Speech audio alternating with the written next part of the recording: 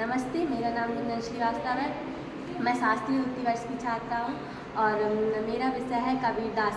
कबीर के जन्म के बारे में उनकी कवितावली प्रचलित है। कहा जाता है कि कबीर का जन्म सन 1398 ईस्वी में काशी में हुआ था। भक्ति परंपरा के अनुसार इसी विद्वता ब्राह्मणी को स्वामी रामानंद का इनको आशीर्वाद प्राप्त है। रामानंद इनके गुरु हैं जिन्होंने भक्ति परंपरा के बारे में बताया। भक्तिकालीन निर्गुण संत परंपरा के प्रमुख कवि कबीरदास थे। इनकी रचनाएं कबीर ग्रंथावली, बीजक और गुरु ग्रंथ है। कबीरदास की मुख्यतः रचनाएं कबीर ग्रंथावली में संग्रहित हैं, किंतु कबीर पथ में उनकी रचनाओं का संग्रह बीजक के प्रमाणिक मिलता है।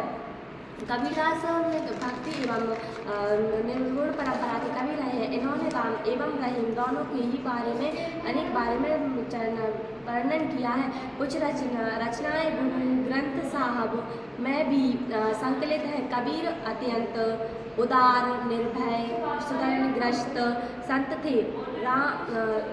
इन्होंने राम एकता के बारे में अनेक वर्णन किया है और इन्होंने ईश्वर के प्रति विश्वास रखने वाले कबीर ने ईश्वर के नाम पर चलने वाले हर तरह पाखंड, भेदभाव और कर्मकांड का खंडन किया है।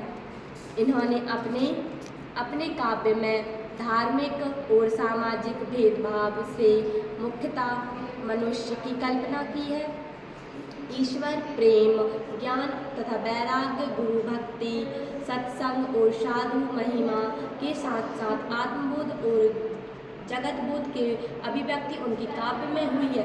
कबीरदास जी ने अपने जीवन में अनेक दोहों की रचना की है, जिसमें करत करत अभ्यास के जड़मति हुए सुजान, रसियावत जात के सिर पर परत निशान, कबीरा सिर पर परत निशान।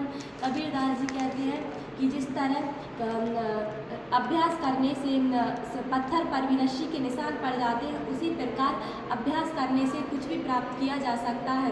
और ऐसी बाणी बोलिए मन का आपा खोए, औरण को शीतल करे आपहु शीतल होए, कबीरा आपहु शीतल होए। कबीरदास जी कहते हैं कि ऐसी वाणियाँ बोलिए जिससे हमें भी बोलने में अच्छा लगे और सामने वाले सुनने वाले को भी ऐसा कि वो कि मधुर एवं मिठास भरी वाणी है। कबीरदास जी ने जीवन काल में अनेक रचनाओं के बारे में वर्णन किया है। कबीरदास की भाषा की सहजता ही उनकी काव्यतात्मकता की शक्ति है।